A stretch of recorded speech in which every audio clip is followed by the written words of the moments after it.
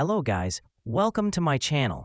आज हम पढ़ रहे हैं Class 9, The Lost Child chapter शुरू होता है. Chapter 1, The Lost Child. A child goes to a fair with his parents. He is happy and excited and wants the sweets and toys displayed there. But his parents don't buy them for him. Why then does he refuse when someone else offers them to him? It was the festival of spring. From the wintry shades of narrow lanes and alleys emerged a gaily clad humanity. Some walked, some rode on horses, others sat, being carried in bamboo and bullock carts.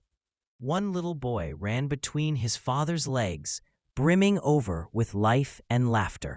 एक बच्चा अपने माता पिता के साथ मेले में जाता है. वह खुश और उत्साहित है और वहाँ प्रदर्शित मिठाइयाँ और खिलाने चाहता है, लेकिन उसके माता पिता उसके लिए नहीं खरीदते. फिर जब कोई उसके लिए मिठाई और खिलान देता है तो वह मना क्यों कराता है? यह बसंत का त्योहार था. संकरी गलियों और गलियों की सर्दियों की छाया से उल्लास से लड़े हुए लोग निकल रहे थे. कुछ पैदल चल रहे थे, कुछ घोड़ों पर सवार थे और कुछ बांस और बैलगाड़ियों में बैठे थे. एक छोटा लड़का अपने पिता के पैरों के बीच दौड़ रहा था, जीवन और हंसी से भरपूर. Come, child, come, called his parents as he lagged behind, fascinated by the toys in the shops that lined the way. He hurried towards his parents, his feet obedient to their call, his eyes still lingering on the receding toys.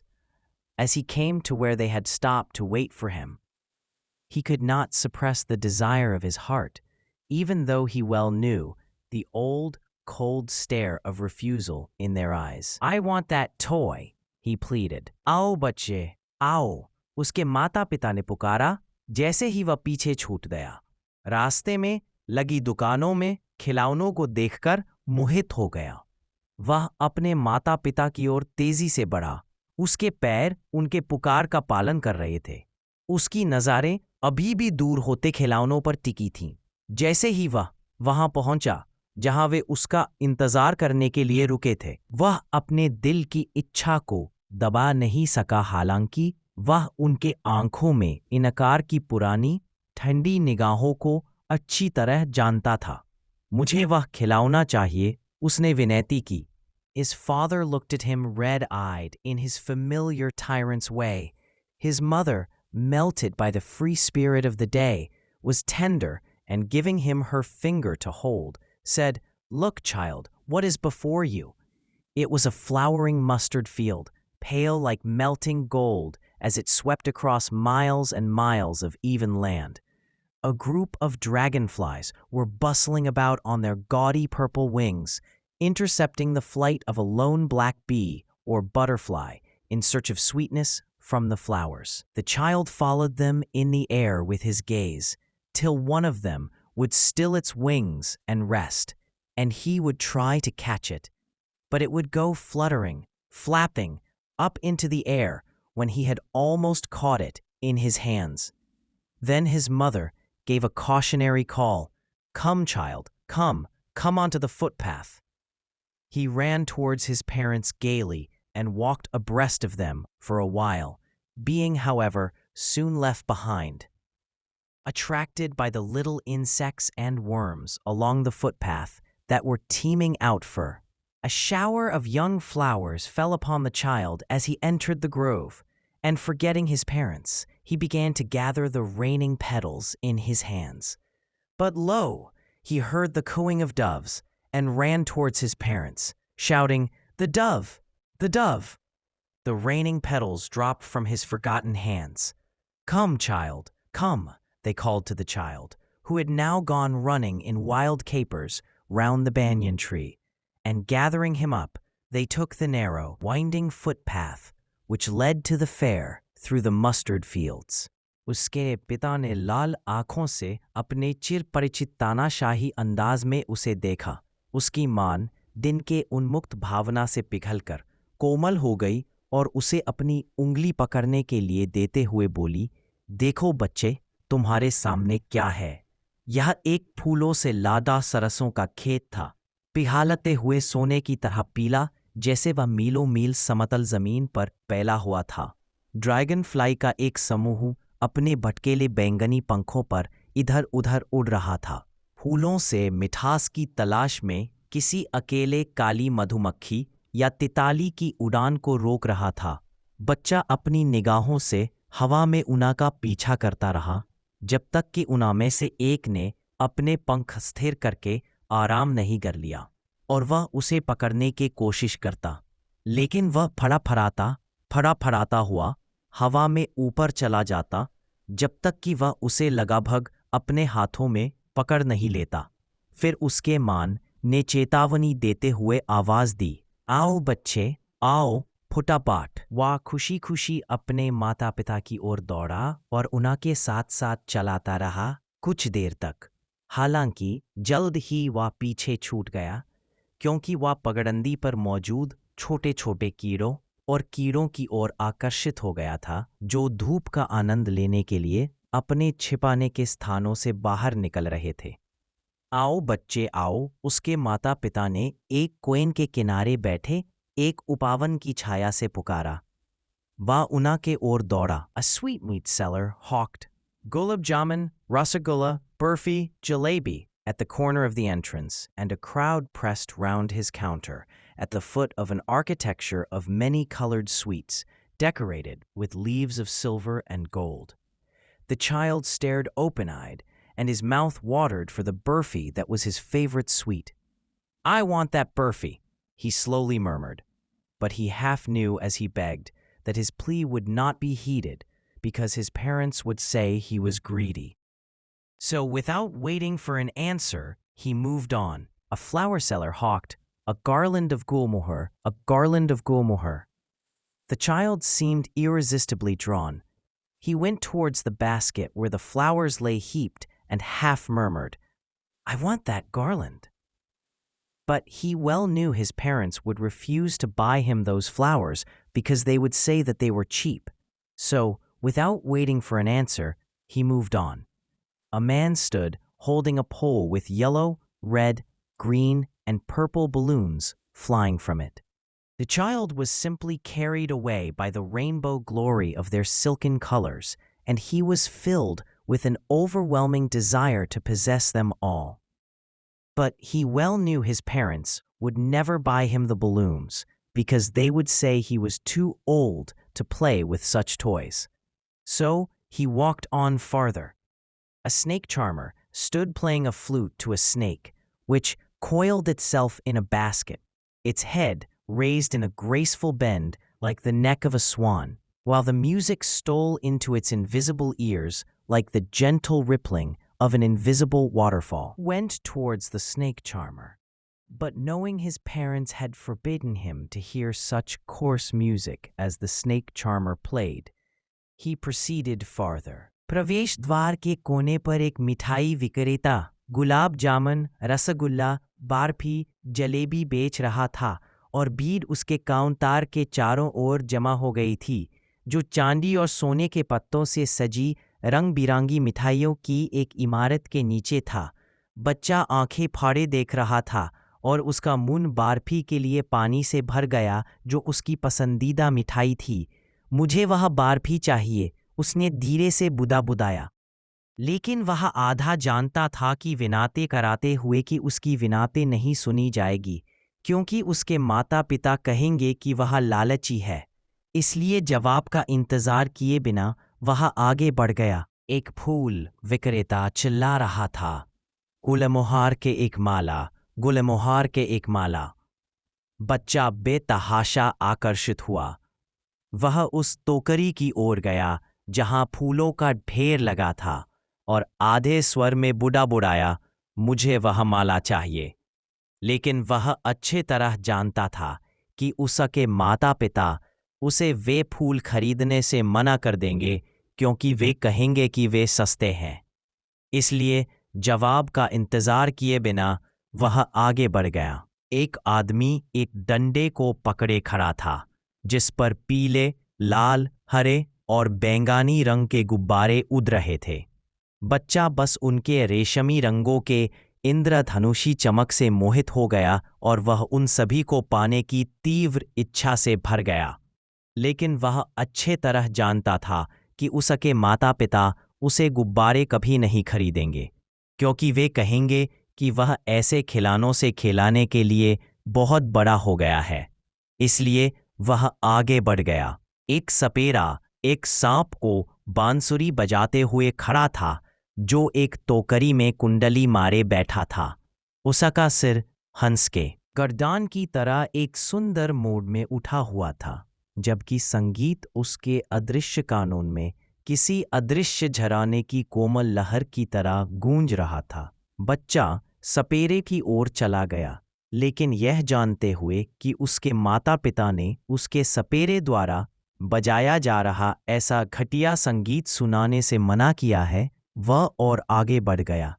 गर्दान की तरह एक सुंदर मोड़ में उठा हुआ था, जबकि संगीत उसके अदृश्य कानून में किसी अदृश्य झराने की कोमल लहर की तरह गूंज रहा था। बच्चा सपेरे की ओर चला गया, लेकिन यह जानते हुए कि उसके माता पिता ने उसके सपेरे द्वारा बजाया जा रहा ऐसा घटिया संगीत सुनाने से मना किया है, वह और आगे बढ़ गया। There was a roundabout in full swing. Men, women, and children, carried away in a whirling motion, shrieked and cried with dizzy laughter. The child watched them intently, and then he made a bold request. "I want to go on the roundabout, please, father, mother." There was no reply. He turned to look at his parents. They were not there, ahead of him. He turned to look on either side. They were not there. He looked behind. There was no sign of them. A full, deep cry rose within his dry throat, and with a sudden jerk of his body, he ran from where he stood, crying in real fear, "Mother, father." Tears rolled down from his eyes, hot and fierce. His flushed face was convulsed with fear. Panic-stricken, he ran to one side first, then to the other, hither and thither in all directions, knowing not where to go. "Mother, father," he wailed. His yellow turban came untied, and his clothes became muddy. Having run to and fro in a rage of running for a while, he stood defeated, his cries suppressed into sobs. At little distances on the green grass, he could see, through his filmy eyes, men and women talking. He tried to look intently among the patches of bright yellow clothes, but there was no sign of his father and mother among these people, who seemed to laugh and talk just for the sake of laughing and talking. He ran quickly again, this time to a shrine to which people seemed to be crowding. Every little inch of space here was congested with men, but he ran through people's legs, his little sob lingering, "Mother, father." Near the entrance to the temple, however, the crowd became very thick. Men jostled each other, heavy men with flashing, murderous eyes and hefty shoulders. The poor child struggled to thrust a way between their feet, but, knocked to and fro by their brutal movements, he might have been trampled underfoot had he not shrieked at the highest pitch of his voice, "Father, mother." A man in the surging crowd heard his cry and, stooping with great difficulty, lifted him up in his arms. एक गोल चक्कर पूरे जोरों पर था। पुरुष, महिलाएं और बच्चे एक चक्करादार गति में बहा गए। चक्करादार हंसी के साथ चीखे और रोए। बच्चे ने उन्हें गौर से देखा और फिर उसने एक साहसिक अनुरोध किया, "मैं गोल चक्कर पर जाना चाहता हूँ, कृपया पिताजी, मान।" कोई जवाब नहीं मिला। वह अपने माता पिता को दिखाने के लिए मुड़ा। वे वहां नहीं थे। उसके आगे, वह दोनों तरफ दिखाने के लिए मुड़ा। वे वहां नहीं थे। उसने पीछे देखा। उनका कोई निशान नहीं था।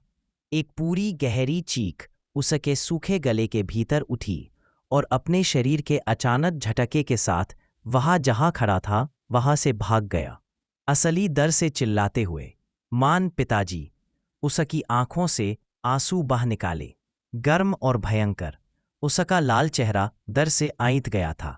घबराहट से त्रस्त वह पहाले एक तरफ भागा, फिर दूसरी तरफ। कुछ देर तक दौड़ते भागते वह हारा कर खड़ा हो गया।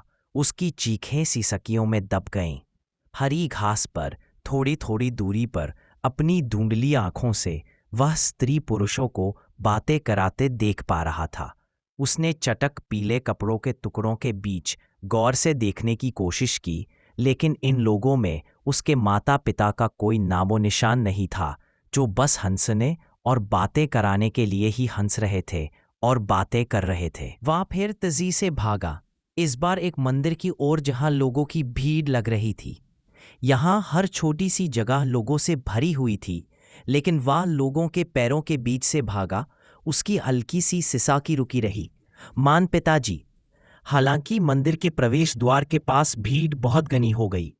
लोग एक दूसरे से धक्का मुक्की कर रहे थे।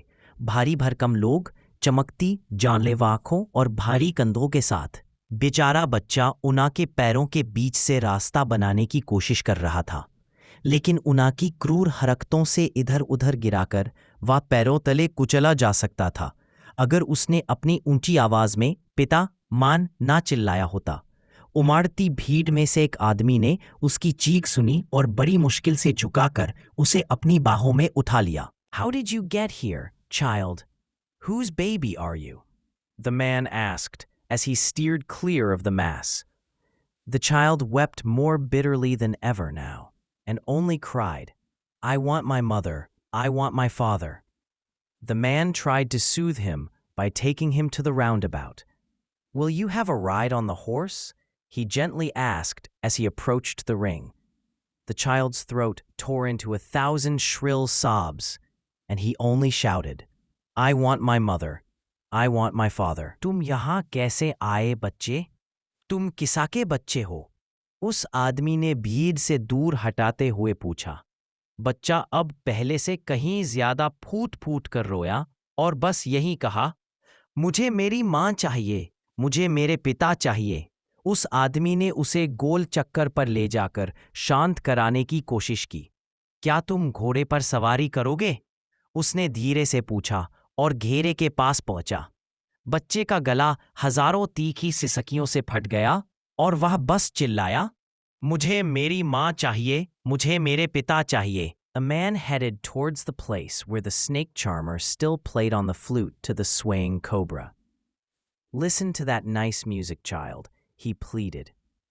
But the child shut his ears with his fingers and shouted his double-pitched strain.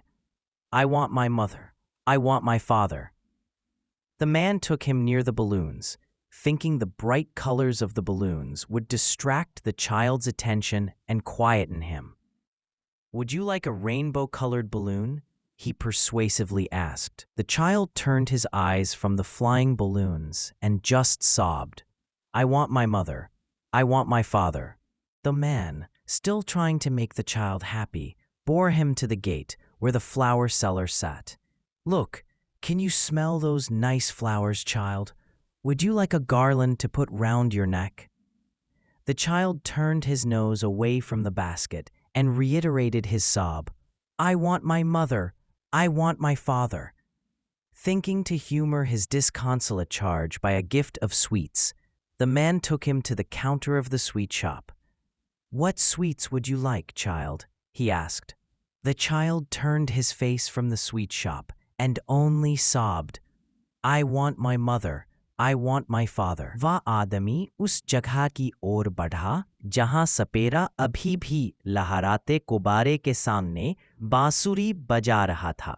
सुनो बच्चे, वो मधुर संगीत, उसने विनती की, लेकिन बच्चे ने अपनी उंगलियों से अपने कान बंद कर लिए और अपनी दोहारी आवाज में चिल्लाया, मुझे मेरी माँ चाहिए, मुझे मेरे पिता चाहिए। वह आदमी उसे गुब्बारों के पास ले गया, यह सोचकर कि गुब्बारों के चटाक रंग बच्चे का ध्यान भटका देंगे और उसे शांत कर देंगे। क्या तुम्हें इंद्रधनुषी रंग का गुब्बारा चाहिए? उसने अनुनयपूर्वक पूछा। बच्चे ने उड़ते गुब्बारों से नजरें फेर लिए और बस सिसकते हुए बोला, मुझे मेरी माँ चाहिए, मुझे मेरे पिता चाहिए। वह आदमी अब भी बच्चे को खुश कराने की कोशिश कराते हुए उसे गेट तक ले गया जहां फूला वाला बैठा था। देखो, क्या तुम इन सुंदर फूलों की खुशबू सूंघ सकते हो बच्चे? क्या तुम अपने गले में एक माला पहनाना चाहोगे? बच्चे ने टोकरी से अपनी नाक फेर ली और अपनी सीसकी दोहराई, मुझे मेरी माँ चाहिए, मुझे मेरे पिताजी चाहिए। मिठाई देकर उसे के उदास आवेश को शांत कराने की सोच रहा था। वह आदमी उसे मिठाई की दुकान के काउंटर पर ले गया।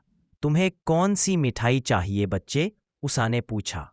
बच्चे ने मिठाई की दुकान से मुंह फेर लिया और केवल सिसकाते हुए बोला, मुझे मेरी माँ चाहिए, मुझे मेरे पिताजी चाहिए। Indian writer's नाम है मुल्क राज आनंद। Question answer अगला वीडियो आएगा। Bye guys, all the best.